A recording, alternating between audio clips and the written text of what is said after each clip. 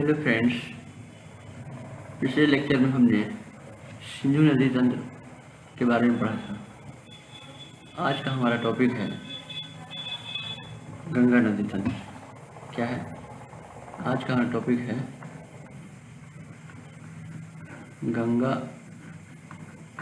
नदी तंत्र, यानी गंगा नदी और उसकी सहायक नदियों के बारे में आज हम पढ़ेंगे। तो चलिए क्लास को स्टार्ट करते हैं। तो पहले हम थ्रू आउट देखते हैं पूरे गंगा नदी तंत्र को। देखते हैं। तो दो स्ट्रीम्स आते हैं। एक आती है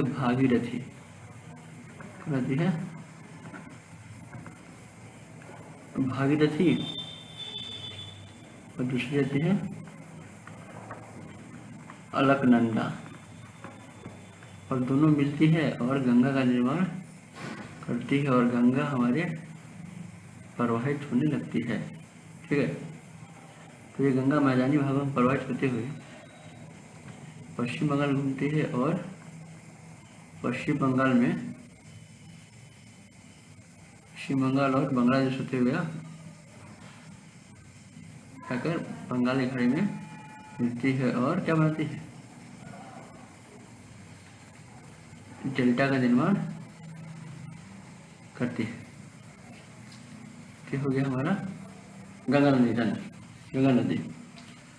और ये तो दो हेड स्ट्रीम भागीरथी और अलकनंदा के मिलने से बनती है। अब देखते हैं इसकी ट्रिब्यूटरीज, इसकी सहायक नदियाँ।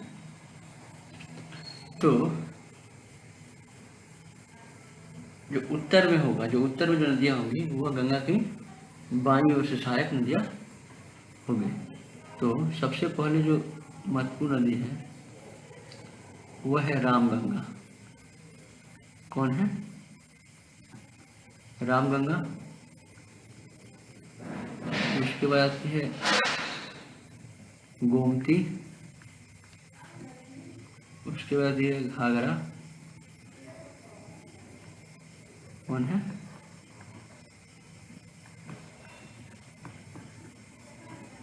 घाघरा।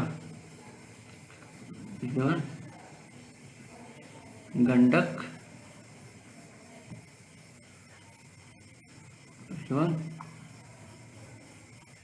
कोशी।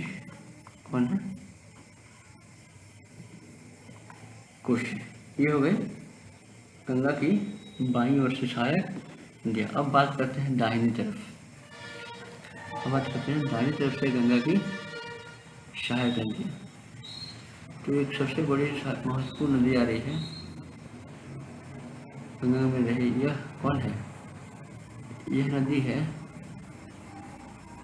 यमुना। कौन है? यमुना नदी है, जो यमुनोत्री या बंदरपुच,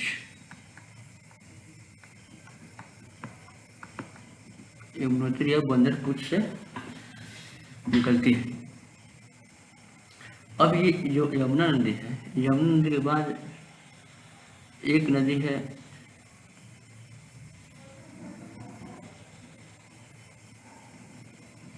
सोन नदी। कौन है? सोन नदी। सोन के बाद एक नदी है पुनपुन। कौन है? पुनपुन नदी। पुनपुन के बाद है फाल्गु। कौन है? फाल्गु नदी। अब ये जो सोन नदी है, सोन नदी की एक सहायक नदी है जिसका नाम है रिहंद। क्या नाम है? रिहंद नदी। और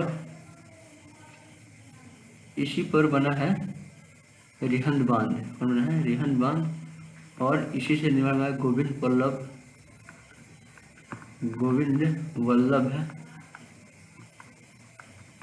पंत सागर। गोविंद वल्लभ पंत सागर का निर्माण किस हुआ है? रिहंद नदी पर हुआ है। अब बात करते हैं ये जो यमुना नदी है, इसमें भी बहुत सारे सहायक नदियाँ हैं। अब इसमें एक नदी है यमुना की सहायक, जिसका नाम है चंबल। क्या नाम है? चंबल नदी, जो दो हेड स्ट्रीम से मिलकर बनती है, जो दो हेड स्ट्रीम से मिलकर बनती है। पहला तो है बनास, कौन है? बनास। और दूसरा है काली सिंध। कौन है? काली सिंध। इसे हम केबीसी से याद कर सकते हैं। केबीसी, काली सिंध, बनास और चंबल। काली सिंध, बनास और चंबल।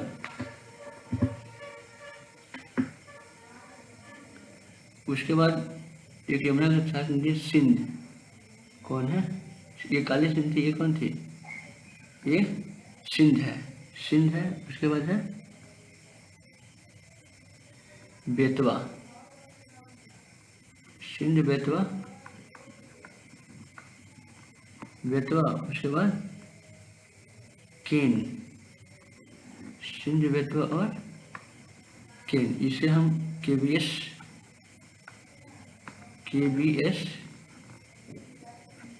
सिंध बेतवा केन और केबीसी काली सिंध, ब्यास और चंबल से याद कर सकते हैं। तो ये तो हो गई ये गंगा की सहायक नदियाँ। अब जो है गंगा नदी पर एक बांध बनाया गया।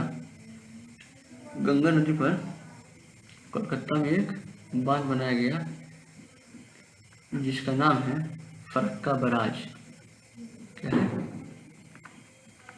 फरक्का बराज, यानी बैराज है, फरक्का बैराज। और इस बैराज से गंगा नदी का जो पानी है, गंगा नदी को जो पानी है उसको मोड़ दिया गया, ताकि भारत के लिए सीपोर्ट करने में आसानी हो।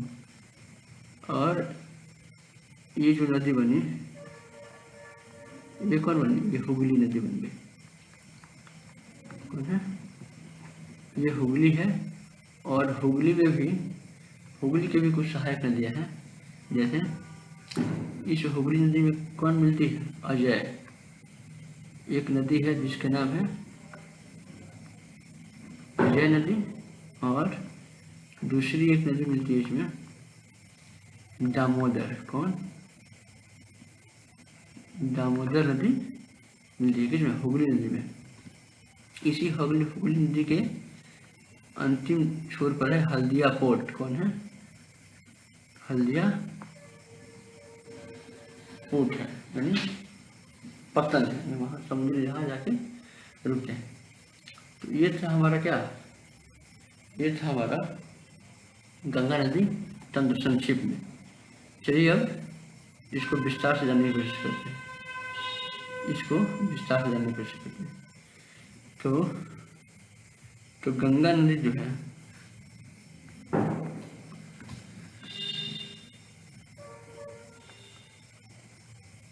कौन?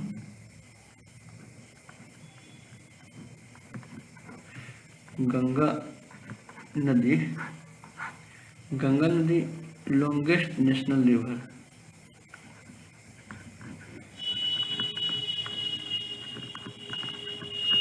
Longest national river. इसकी लंबाई कितनी है? 2525 kilometre. Made by 2 head streams,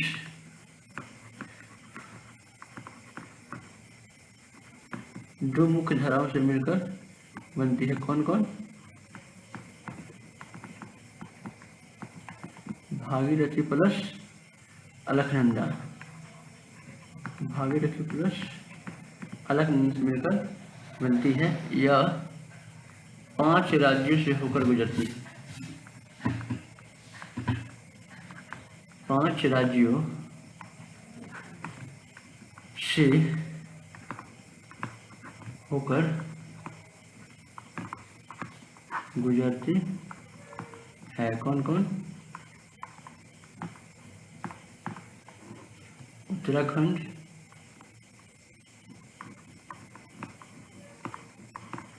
Uttar Pradesh, Bihar,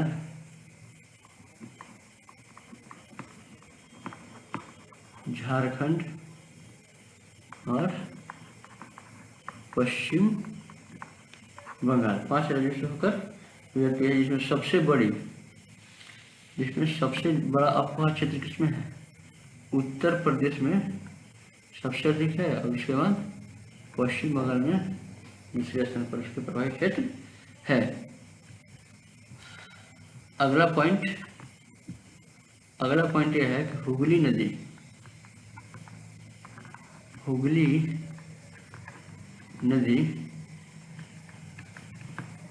Ganga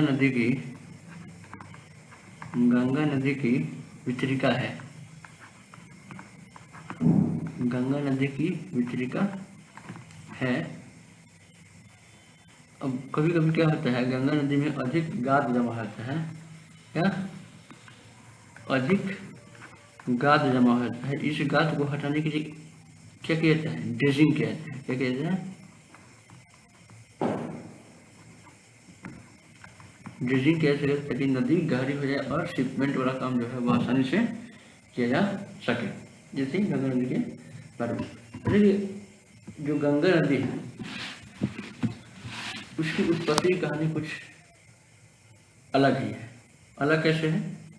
तो वो कई हेड स्ट्रीम से मिलकर बनती है। जैसे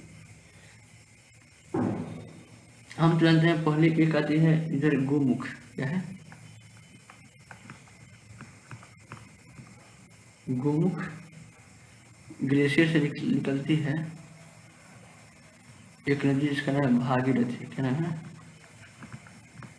भागीरथी। ये अपने मार्ग में ऐसे निकल के प्रवाहित होते होते आ रही है।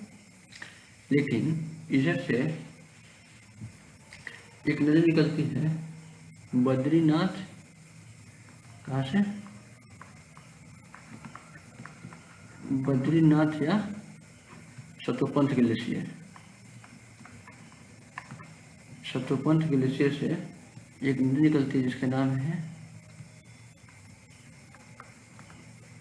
धौली गंगा। क्या नाम है? धौली गंगा। और एक दूसरी नदी है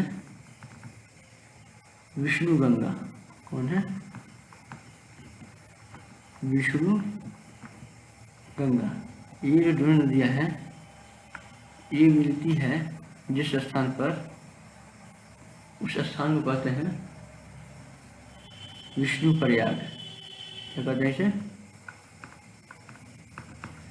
विष्णु प्रयाग कहते हैं। ठीक है। उसके बाद ये नदी यहाँ से प्रवाहित होती है विष्णु प्रयाग से। यह एक दो स्ट्रीम मिलकर एक स्ट्रीम बनाती है। आगे जाकर इसी नदी में एक नदी मिलती है, इसी नदी में एक नदी मिलती है और एक दूसरे प्रयाग का निर्माण करती है। इसे कहते हैं नंद प्रयाग। क्या कहते हैं? इसे कहते हैं नंद प्रयाग। क्या कहते हैं इसे?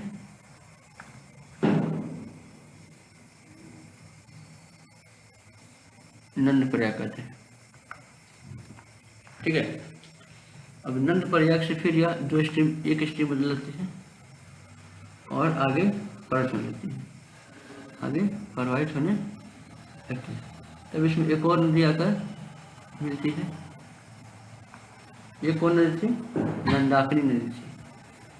ये नंदाकिनी मिली तो क्या हुआ? नंद प्रयाग। और इसमें अब फिर तीसरी नदी मिल रही है पिंडर नदी। कौन? पिंडर नदी। और पिंडर नदी मिलती है तो फिर यह तीसरा प्रयाग का निर्माण होता है। यहाँ तीसरा प्रयाग का निर्माण होता है जिसका नाम है कर्ण प्रयाग। क्या नाम है? कर्ण प्रयाग। ये क्या है? ये है कर्ण प्रयाग। फिर यहाँ से दो हेड स्ट्रीम, एक हेड स्ट्रीम बदलती है और यहाँ से प्रवाहित होते होते चलती है। तो फिर इधर ऊपर से एक और नदी आगे यहाँ मिलती है। क्या इस नदी का क्या नाम था? ये नदी मंदाकिनी। क्या है? मंदाकिनी। क्या है? मंदाकिनी। और मंदाकिनी और जब अलकनंदा मिलते हैं, मंदाकिनी और अलकनंदा मिलते हैं, तो यहाँ एक चौथा प्रयाग बनता है जिसे कहते हैं रुद्र प्रयाग। क्या कहते हैं? रुद्र प्रयोग नहीं, प्रयाग। रुद्र रुद्र प्रयाग कहते हैं, रुद्र प्रयाग कहते हैं। फिर ये मंदाकिनी और अलकनंदा मिलकर एक सृष्टि बनाती है और ये प्रभावित होती है और अंततः आकर गोमुख, भागीरथी नदी और ये अलकनंदा ये आकर मिलते हैं और यहाँ एक पांचवा प्रयाग का निर्माण करते हैं जिसका नाम है देव प्रयाग। क्या नाम है? देव प्रयाग। तो इस प्रकार जो गंगा नदी की उत्पत्ति होती है वो पंच प्रयागों से होती है। यानी पंच प्रयाग क्या है? गंगा नदी को दो सहायक नदी होते हैं। और जब भागीरथी और अलकनंदा इस नदी को, जो धौली गंगा आ रही है, इसको पूरे क्षेत्र में क्या कहते हैं? इसको अलकनंदा। यही चीज इसका क्या नाम है? इसका नाम है अलकनंदा। अलकनंदा नदी हो गई है। क्या हो गई है? अलकनंदा। ठीक है। अब जब ये अलकनंदा और भागीरथी मिलते हैं तो इन दो हेड स्ट्रीम के मिलने से क्या बनती है? हमारी गंगा नदी का निर्माण होता है। उसके बाद देव प्रयाग हो गया। देव प्रयाग के बाद गंगा नदी आती है कहाँ? एक स्थान है जिसका नाम है ऋषिकेश। कहाँ है?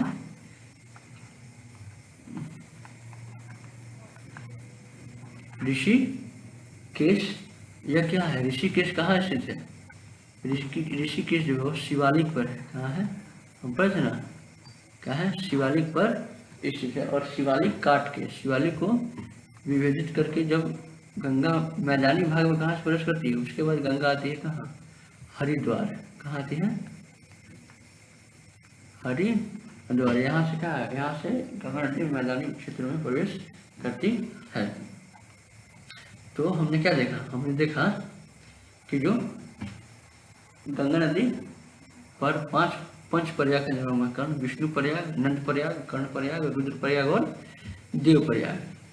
धौली गंगा विष्णु गंगा मिलने से विष्णु प्रयाग, अलकनंदा और नंदाकिनी मिलने से नंद प्रयाग, अलकनंदा और नंदाकिनी के मिलने से नंद प्रयाग, फिर अलकनंदा और पिंडर के मिलने से कर्ण प्रयाग, अलकनंदा और मंदाकिनी के मिलने से रुद्र प्रयाग, और फिर अलकनंदा और भागीरथी के मिलने से देव प्रयाग का निर्माण होता है। और यही से हमारी गंगा नदी की उत्पत्ति होती है। चलिए अगला। अब अगली सहायक नदी है, तो सहायक नदी पढ़ते हैं यमुना। कौन?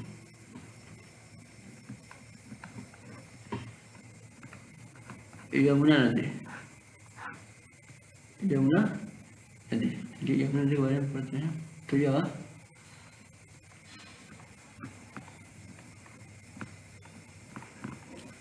यमुनोत्री बंदरपूछ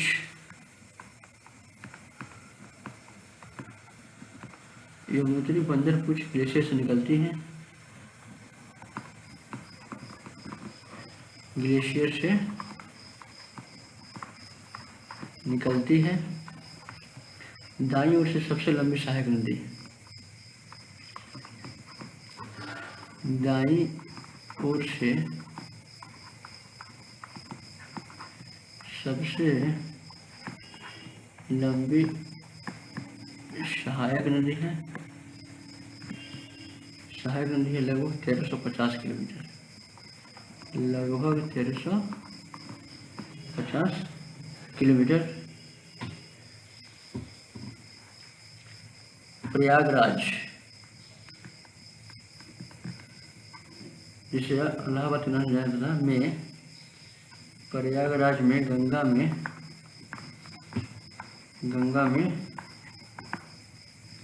संगम होता है, गंगा में संगम होता है। अब ये जो सहायक नदी यमुना की सहायक देखते हैं, यमुना की सहायक,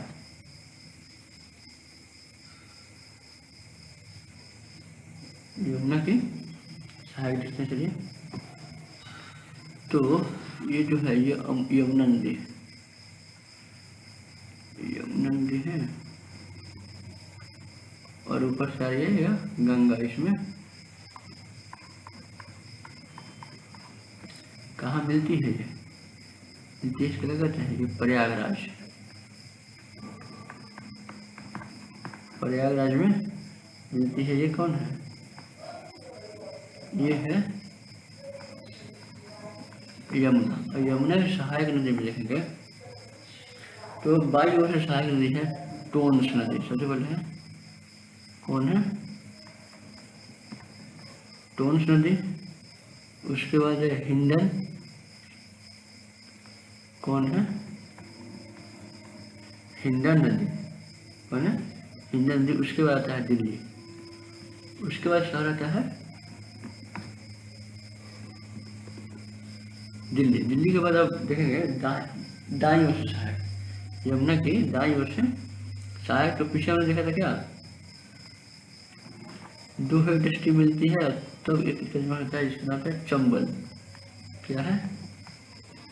चंबल नदी। चंबल नदी किस दो इंडस्ट्री से बनती है? तो बनास। किससे? बनास और काली सिंध। बनास और काली सिंध। चंबल के बाद एक दूसरी सहायक नदी है जिसका नाम है सिंध।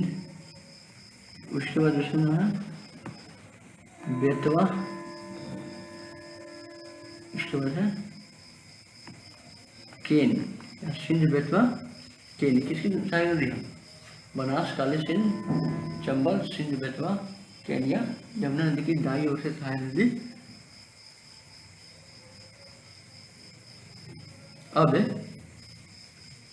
अब जो है ये चंबल नदी, कौन? जो हमारी चंबल नदी है, इस पर कई प्रकार की परियोजनाएं चल रही हैं। इस पर कई परियोजनाएं काम कर रहे हैं। कौन सी नदी? चंबल।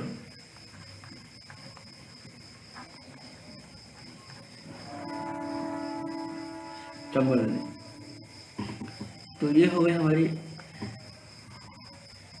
यमुना।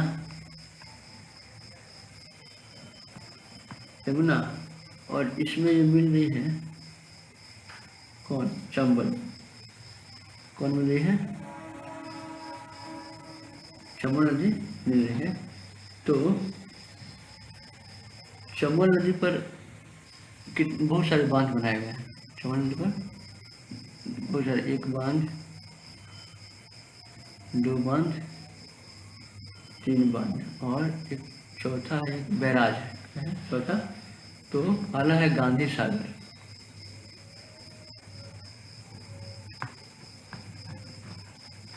गांधी सागर चंबल घाटी परियोजना। कौन है? चंबल घाटी परियोजना के नाम से गांधी सागर, राणा प्रताप सागर, राणा प्रताप सागर और तीसरा है जवाहर सागर। तीसरा है जवाहर सागर। और ये जो चौथा है यह है कोटा शहर। कोटा है और कोटा में एक इस पर क्या बनाया गया है? यहाँ बैराज बनाया गया है। कहाँ? बैराज जानते हैं बैराज क्या होता है? बैराज जो होता है वहाँ से केवल पानी को पानी को डाइवर्ट कर देता है। कोटा शहर में बनाया गया है। तो चंबल घाटी में तीन परियोजना, गांधी सागर, राणा प्रताप सागर और जवाहर सागर। चंबल नदी घड़ियाल संरक्षण केंद्र के लिए प्रसिद्ध है। किसके लिए? घड़ियाल संरक्षण केंद्र, घड़ियाल संरक्षण केंद्र के लिए क्या है? प्रसिद्ध कौन? चंबल नदी। अगली नदी है हमारी सोन। कौन है? सोन नदी। कौन है? सोन नदी। तो सोन नदी के बारे में हमने क्या पढ़ा था? इसका उद्गम कहाँ से होता है? अमरकंटक से। कहाँ से होता है?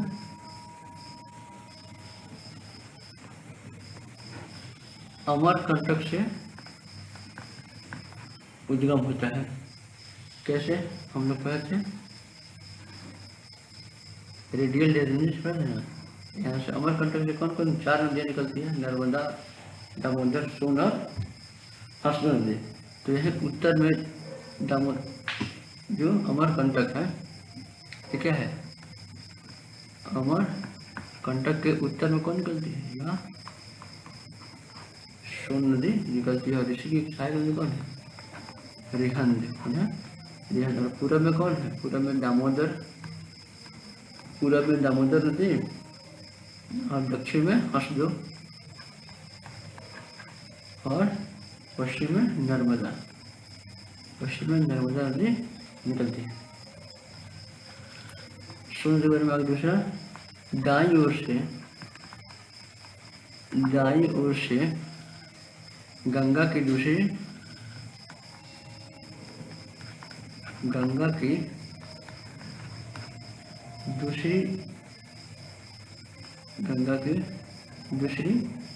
लंबी सहायक नदी, दूसरी लंबी सहायक नदी है। कौन? सोन नदी। और अगला, पटना के पास दानापुर में गंगा नदी से मिलती है। पटना के पास दानापुर, पटना दानापुर में आके गंगा नदी से मिलती है। गंगा नदी में संगम, यानी गंगा नदी आके मिल जाती है। सोन नदी के साथ ही एक और नदी है जिसका नाम है रिहंद। क्या नाम है? रिहंद नदी। रिहंद नदी क्या है? तो इस पर रिहंद परियोजना है। क्या है? रिहंद परियोजना है। इसी पर गोविंद वल्लभ पंत सागर है। गोविंद वल्लभ है पंत सागर है, जो क्या है? एक जल विद्युत परियोजना है। क्या है? जल विद्युत परियोजना है। कौन? रिहंद नदी परियोजना है। तो ये था हमारी दाहिनी ओर से गंगा नदी की सहायक नदी। अब अगला है बाईं ओर से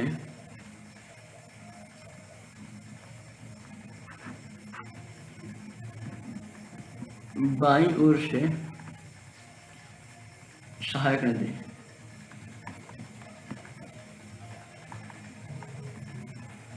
बाईं ओर से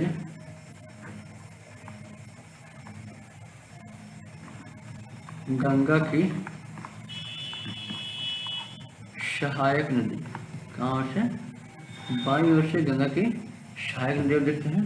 तो हम क्या देखेंगे? हम तो पेड़ देख चुके हैं, गोमती, घाघरा, गंडक, कोसी, ये सब नदी देख ली है। तो सबसे पहली है रामगंगा। कौन है? रामगंगा के बारे में तो उत्तराखंड, कहाँ? उत्तराखंड के दूध टोली से निकलती है। उत्तराखंड के दूध टोली से निकलती है।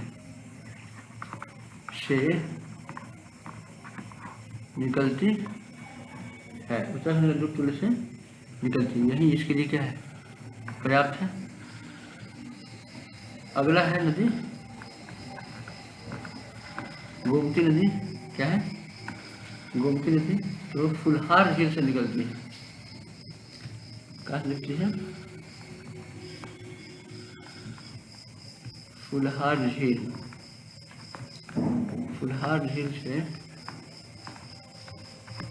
निकलती है पीलीभीत।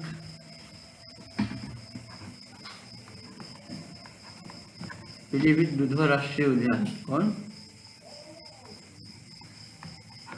दुधवा राष्ट्रीय उद्यान कहाँ है? इसी गोमती नदी के किनारे। गोमती नदी इसी से होकर गुजरती है। अगला है घाघरा। कौन है? घाघरा नदी। तो घाघरा नदी जो नदी क्या है?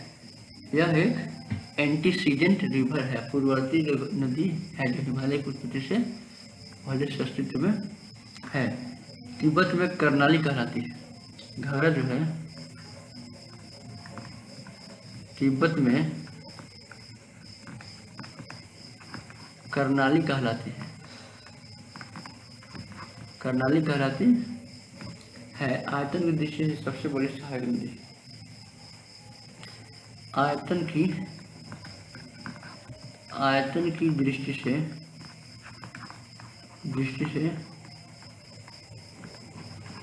सबसे बड़ी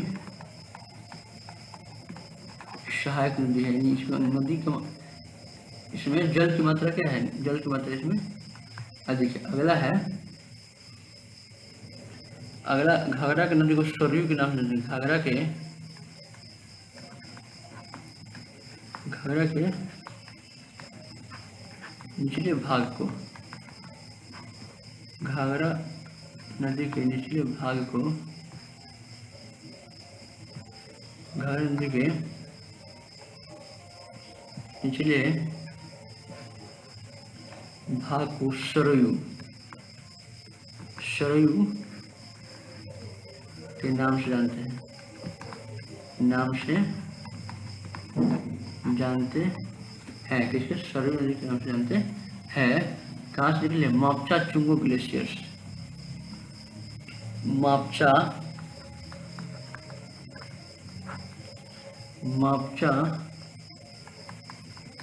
चुंगू ग्लेशियर। मापचा चुंगू ग्लेशियर से निकलती है। कौन? हमारी घाघरा नदी। इसी कड़ी में अगली नदी है गंडक। कौन है? गंडक नदी। तो गंडक नदी के बारे में बात करते हैं। जैसे नेपाल में नारायणी कहते हैं। नेपाल में इसे नारायणी कहते हैं। क्या कहते हैं? नेपाल में से नारायणी, या बिहार के उत्तरी भाग में से नारायणी के नाम से जानते हैं। यह दो हेड स्ट्रीम से मिलकर बनती है। कौन? काली नदी और त्रिशूल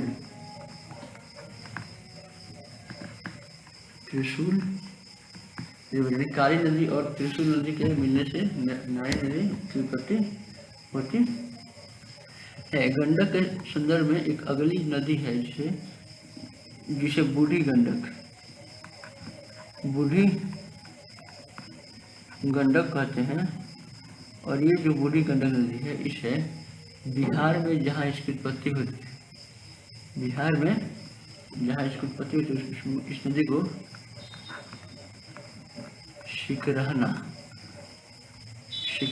के नाम से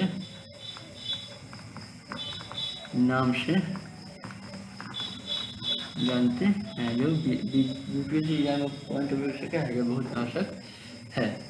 अगली नदी है कोशी। क्या है? अगली है कोशी नदी। तो कोशी को नेपाल में सप्तकोशी कहते हैं। कोशी को नेपाल में सप्तकोशी कहते हैं। क्या कहते हैं? नेपाल में सप्तकोशी कहते हैं। यह जो नदी है भारत के मैदानी भाग में पहुंची है। भारत के मैदानी भाग में जब पहुंचती है तो गाद अधिक रहती है, और उसके साथ गाद को अधिक लाती है। यह जो है अपने मार्ग बदलने के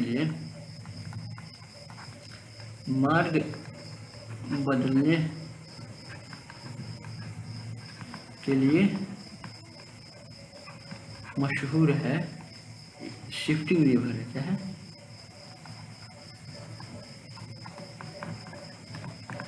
शिफ्टिंग रिवर है, और इसी कारण इसे सौरो ऑफ